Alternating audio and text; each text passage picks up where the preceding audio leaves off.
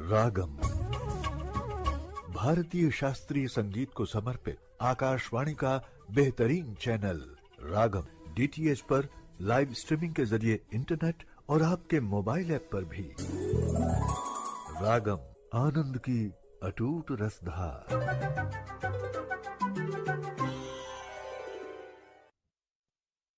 मन की बात आकाशवाणी के माध्यम से माननीय प्रधानमंत्री श्री नरेंद्र मोदी अपने मन की बात साझा करेंगे।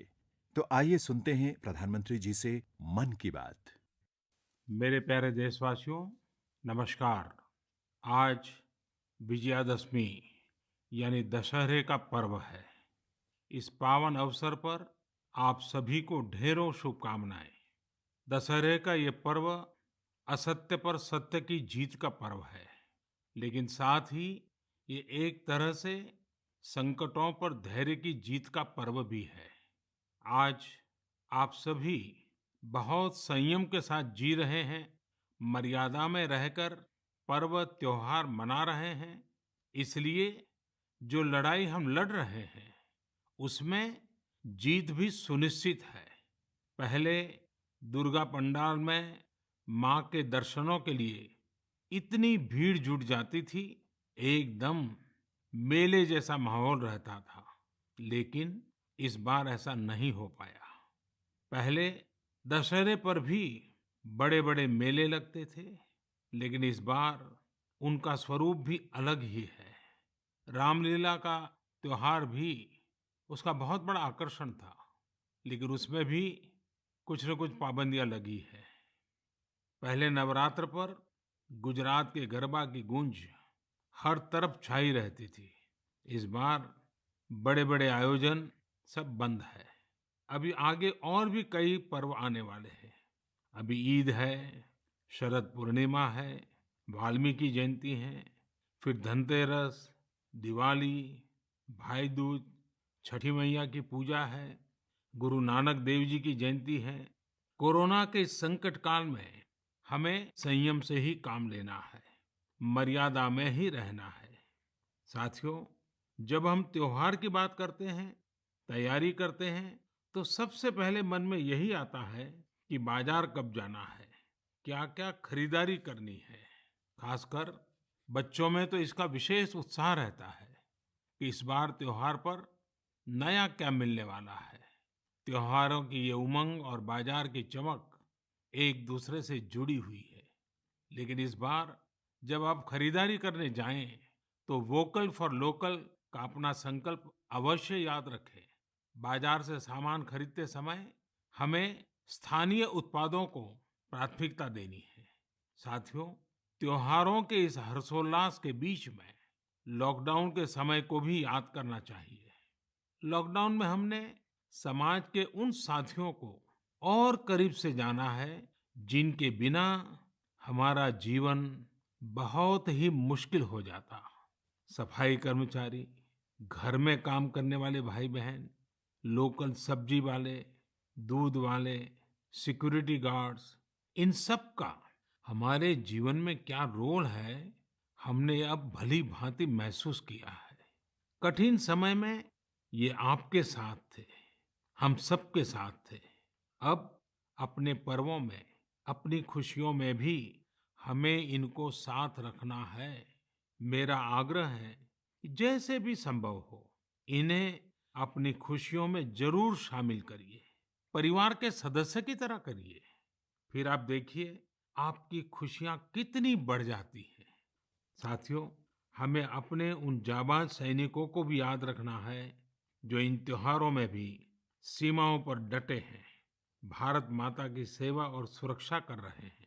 हमें उनको याद करके ही अपने त्योहार मनाने हैं। हमें घर में एक दिया भारत माता के इन वीर बेटे बेटियों के सम्मान में भी जलाना है।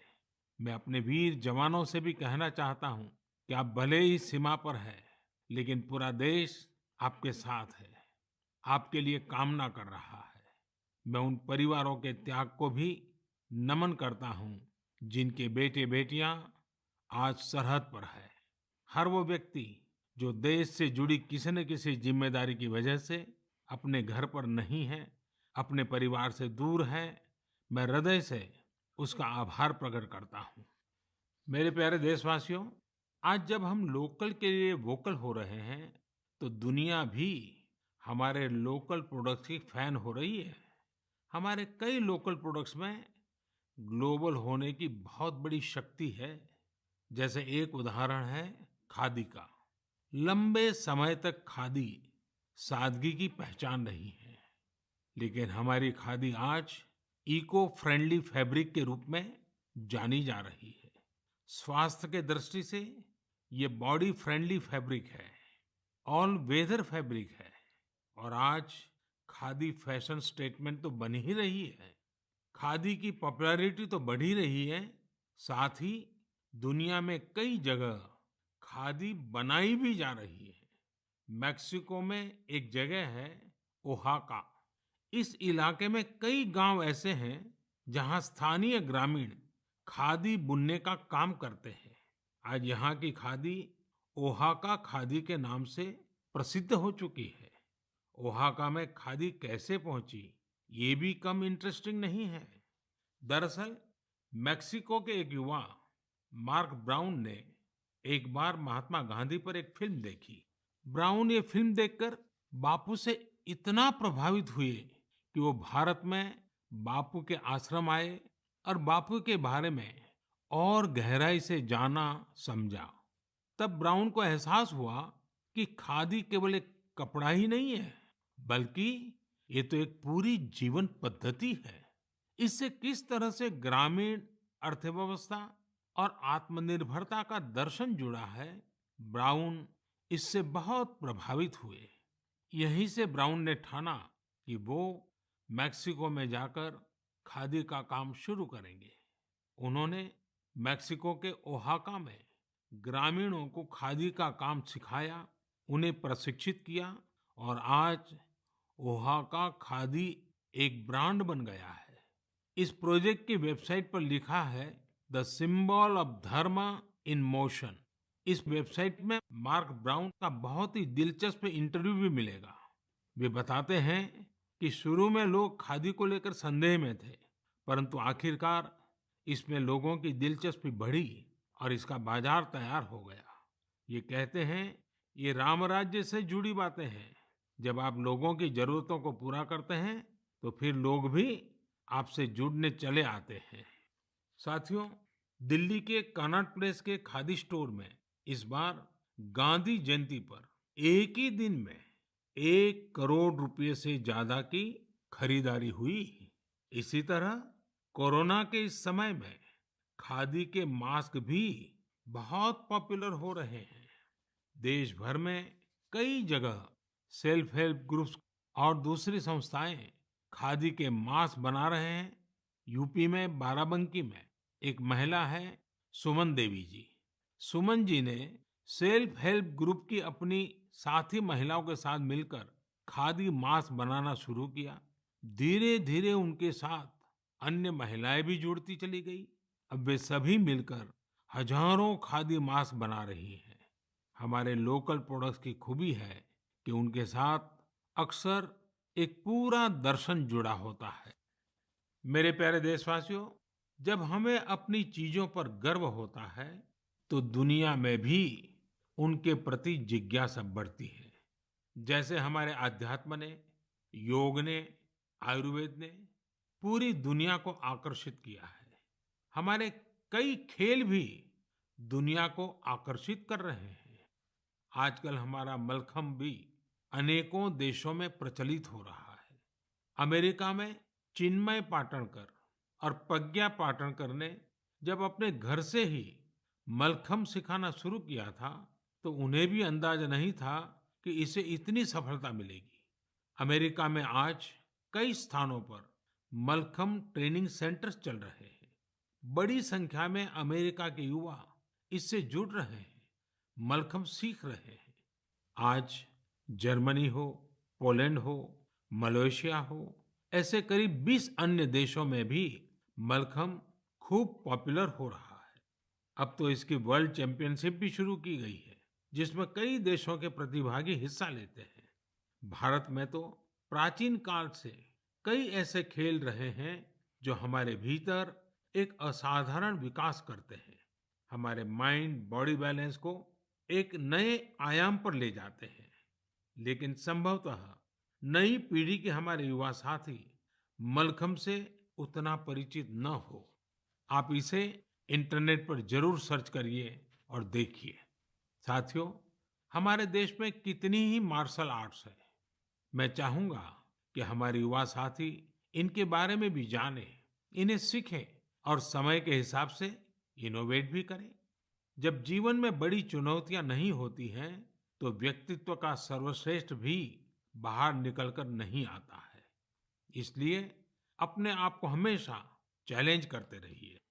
मेरे प्यारे देशवासियों, कहा जाता है लर्निंग इज ग्रोइंग। आज मन की बात में मैं आपका परिचय एक ऐसे व्यक्ति से कराऊंगा जिसमें एक अनोखा जुनून है। यह जुनून है दूसरों के साथ रीडिंग और लर्निंग की खुशियों को बांटने का। यह है पोन मारियप्पन। पोन मारियप्पन तमिलनाडु के तूतुकुड़ी में रहते हैं। तूतुकुड़ी को पर्ल सिटी यानी मोतियों के शहर के रूप में भी जाना जाता है। यह कभी पांडियन साम्राज्य का एक महत्वपूर्ण केंद्र था।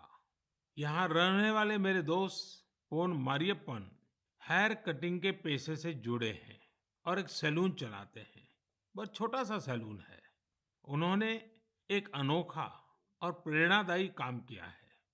अपने सैलून के एक हिस्से को ही पुस्तकालय बना दिया है। यदि व्यक्ति सैलून में अपनी बारी का इंतजार करने के दौरान वहां कुछ पढ़ता है और जो पढ़ा है उसके बारे में थोड़ा लिखता है, तो पोन मरियप्पन जी उस ग्राहक को डिस्काउंट देते हैं। है ना मजेदार? आइए तूतुकुड़ी चलते हैं, पोन मरियप्पन जी से बात करते हैं। पोन मरियप्पन जी, वणक्कम, नल्ला इरकिंगड़ा। மாண்புமிகு பிரதமர் ஐயாவுக்கு வணக்கம். माननीय प्रधानमंत्री जी नमस्कार। வணக்கம் வணக்கம். உங்களுக்கு இந்த லைப்ரரி ஐடியா எப்படி வந்ததா? நான் 8ஆம் வகுப்பு தான் படிச்சிருக்கிறேன். மேற்கொண்டு எங்கள் குடும்ப சூழ்நிலை காரணமாக படிக்க முடியல. எனக்கு படித்தவங்கள பார்க்கும்போது எனக்குள்ள ஒரு வருத்தம் இருக்கும். நாமளும் ஒரு நூலகத்தை உருவாக்கி வாழ்க்கையை படிக்கணுங்கிறக்காண்டி இந்த ஒரு முயற்சி எடுத்து நான் பண்ணுறேன். मैं 8वीं कक्षा तक पढ़ा हूँ। उसके आगे मेरी पारिवारिक परिस्थितियों के कारण मैं अपनी पढ़ाई को आगे बढ़ा न सका। जब मैं पढ़े लिखे आदमियों को देखता हूँ तब मेरे मन में एक कमी महसूस हो रही थी। इसलिए मेरे मन में ये आया कि हम क्यों न एक पुस्तकालय स्थापित करें और उससे बहुत से लोगों को ये लाभ होगा। यही मेरे लिए एक प्रेरणा बनी। உங்களுக்கு எந்த புத்தகம் பிடிக்கும்? எனக்கு திருக்குறள் ரொம்ப பிடிக்கும். मुझे तिरुकुरल बहुत प्रिय है। ஓ உங்ககிட்ட பேசியதில் எனக்கு ரொம்ப மகிழ்ச்சி. நல்வாழ்த்துக்கள். எனக்கும் மாண்புமிகு பிரதமர் ஐயாட்ட பேசுறது ரொம்ப ரொம்ப மகிழ்ச்சியாக இருக்கிறது.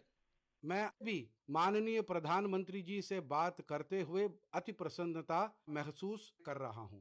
अगेन नलवाड़तुकल। நன்றிங்க ஐயா. धन्यवाद प्रधानमंत्री जी। Thank you. हमने अभी पोन मारियप्पन जी से बात की। देखिए कैसे वो लोगों के बालों को तो संवारते ही हैं, उन्हें अपना जीवन संवारने का भी अवसर देते हैं। थिरुकुरल की लोकप्रियता के बारे में सुनकर बहुत अच्छा लगा। थिरुकुरल की लोकप्रियता के बारे में आप सबने भी सुना। आज हिंदुस्तान की सभी भाषाओं में थिरुकुरल उपलब्ध है। अगर मौका मिले तो जरूर पढ़ना चाहिए। जीवन के लिए वह एक प्रकार से मार्गदर्शक है। साथियों, लेकिन आपको यह जानकर खुशी होगी कि पूरे भारत में अनेक लोग हैं जिन्हें ज्ञान के प्रसार से अपार खुशी मिलती है। ये वो लोग हैं जो हमेशा इस बात के लिए तत्पर रहते हैं कि हर कोई पढ़ने के लिए प्रेरित हो। मध्य प्रदेश के सिंगरौली की शिक्षिका उषा दुबे जी ने तो स्कूटी को ही मोबाइल लाइब्रेरी में बदल दिया है। वे प्रतिदिन अपने चलते फिरते पुस्तकालय के साथ किसी न किसी गांव में पहुंच जाती है और वहां बच्चों को पढ़ाती है।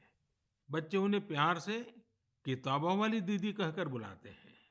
इस साल अगस्त में अरुणाचल प्रदेश के निरजुली के रायो विलेज में एक सेल्फ हेल्प लाइब्रेरी बनाई गई है। दरअसल यहाँ की मीना गुरुंग और दिवांग होसाई को जब पता चला कि कस्बे में कोई लाइब्रेरी नहीं है, तो उन्होंने इसकी फंडिंग के लिए हाथ बढ़ाया।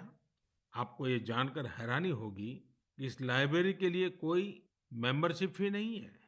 कोई भी व्यक्ति 2 हफ्ते के लिए किताब ले जा सकता है, पढ़ने के बाद उसे वापस करना होता है। ये लाइब्रेरी सातों दिन 24 घंटे खुली रहती है। आस पड़ोस के अभिभावक यह देखकर काफी खुश हैं कि उनके बच्चे किताब पढ़ने में जुटे हैं, खासकर उस समय जब स्कूलों ने भी ऑनलाइन क्लासेस शुरू कर दी है। वहीं चंडीगढ़ में एक एनजीओ चलाने वाले संदीप कुमार जी ने एक मिनी वैन में मोबाइल लाइब्रेरी बनाई है। इसके माध्यम से गरीब बच्चों को पढ़ने के लिए मुफ्त में बुक्स दी जाती हैं।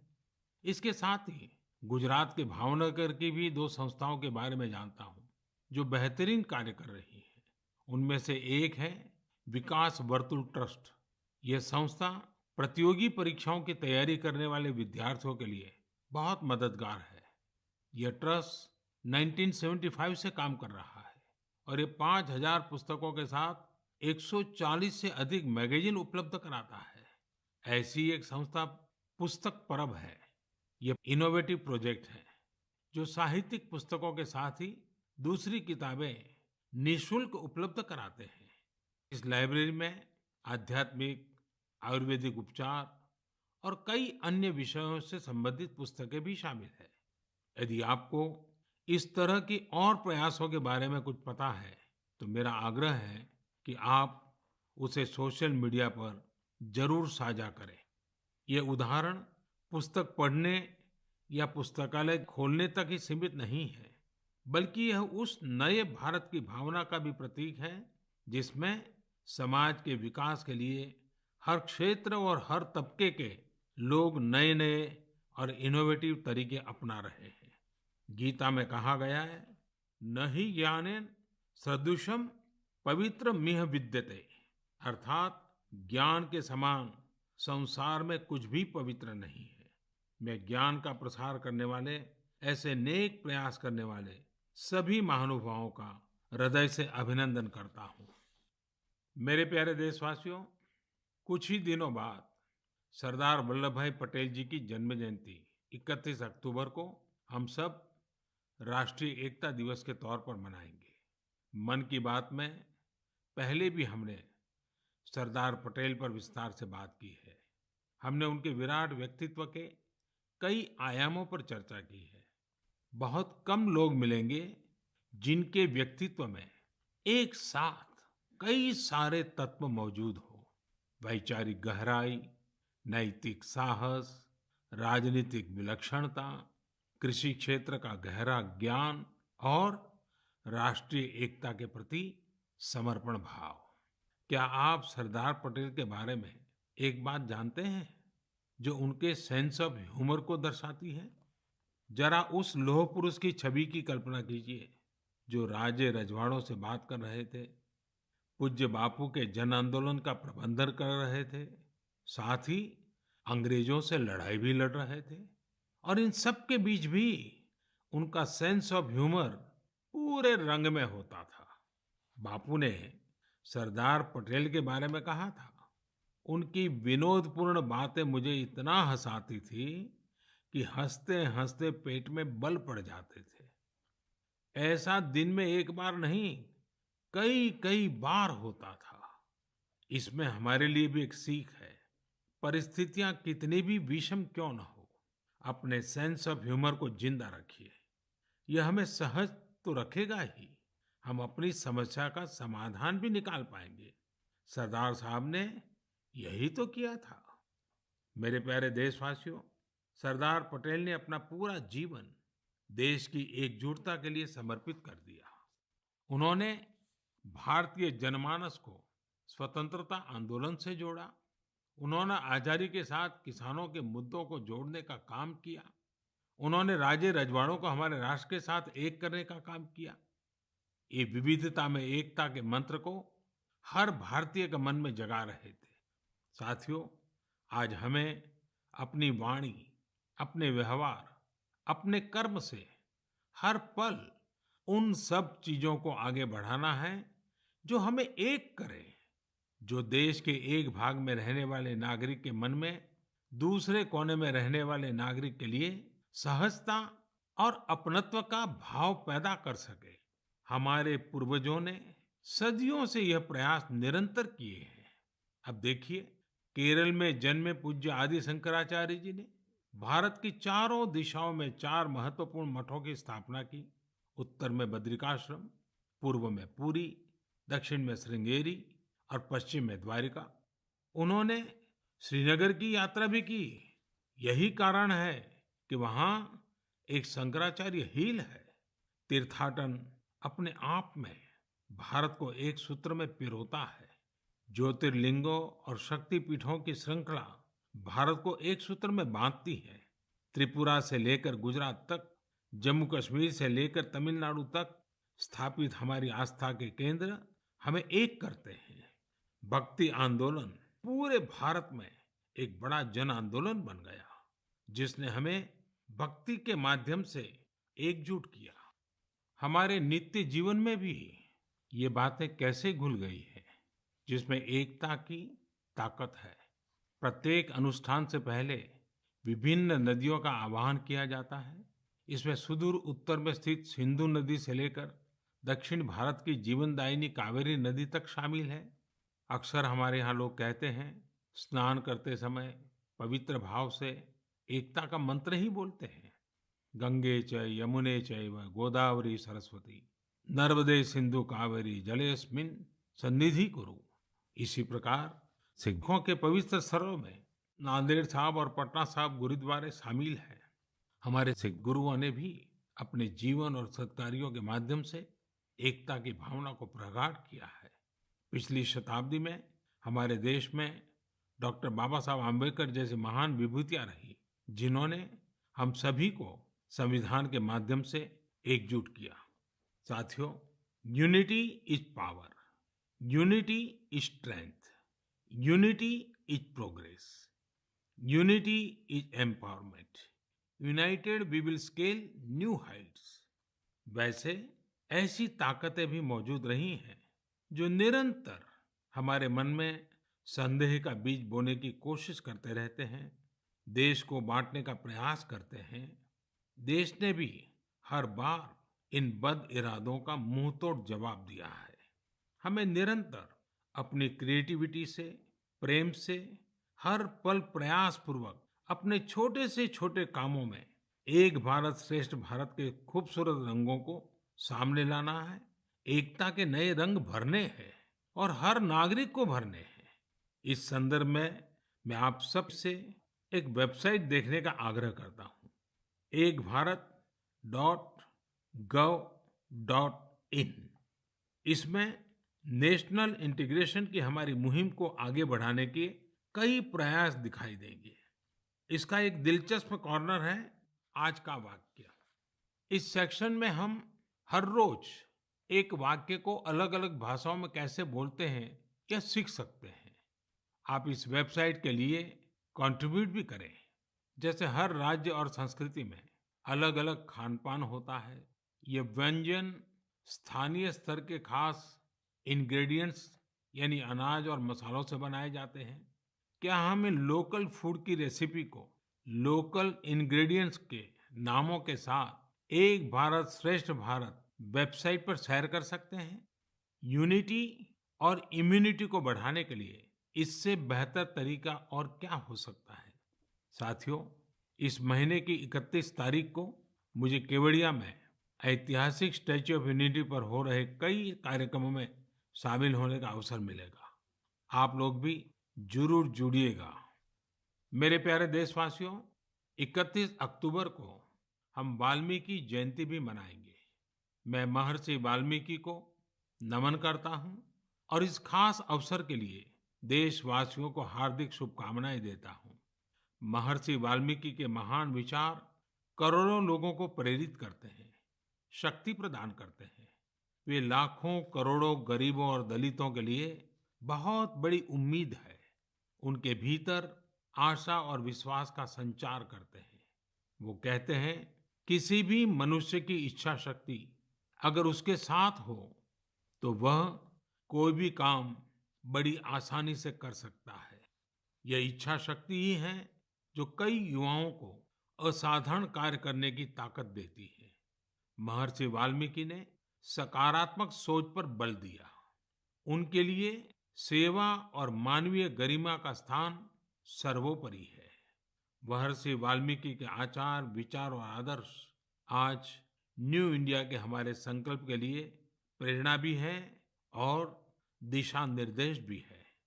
हम महर्षि वाल्मीकि के प्रति सदैव कृतज्ञ रहेंगे कि उन्होंने आने वाली पीढ़ियों के मार्गदर्शन के लिए रामायण जैसे महाग्रंथ की रचना की। 31 अक्टूबर को भारत के पूर्व प्रधानमंत्री श्रीमती इंदिरा गांधी जी को हमने खो दिया। मैं आदरपूर्वक उनको श्रद्धांजलि देता हूँ। मेरे प्यारे देशवासियों, आज कश्मीर का पुलवामा पूरे देश को पढ़ाने में महत्वपूर्ण भूमिका निभा रहा है।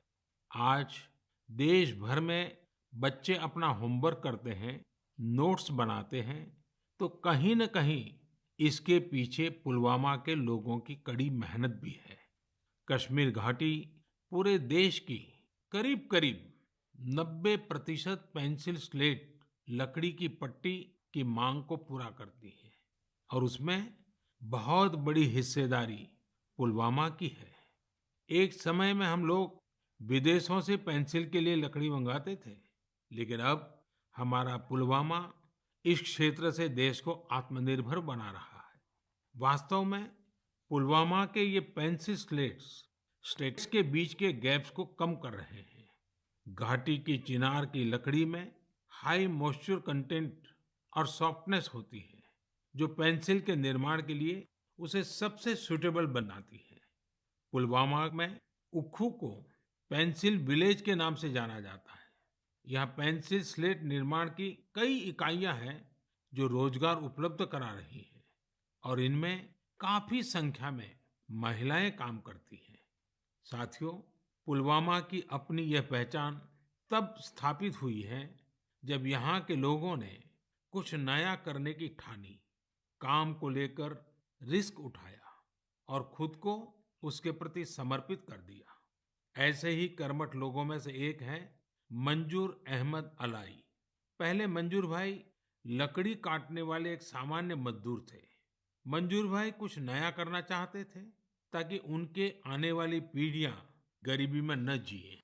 उन्होंने अपनी पुश्तैनी जमीन बेच दी और एप्पल वुडन बॉक्स यानी सेब रखने वाले लकड़ी के बक्से बनाने की यूनिट शुरू की। वे अपने छोटे से बिजनेस में जुटे हुए थे।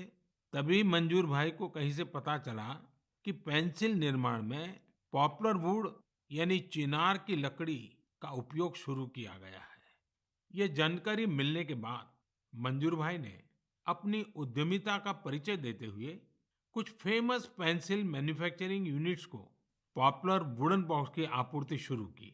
मंजूर जी को ये बहुत फायदेमंद लगा और उनकी आमदनी भी अच्छी खासी बढ़ने लगी।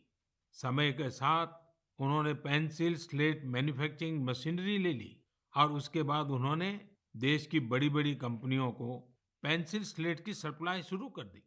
आज मंजूर भाई के इस बिजनेस का टर्नओवर करोड़ों में है और वे लगभग 200 लोगों को आजीविका भी दे रहे हैं।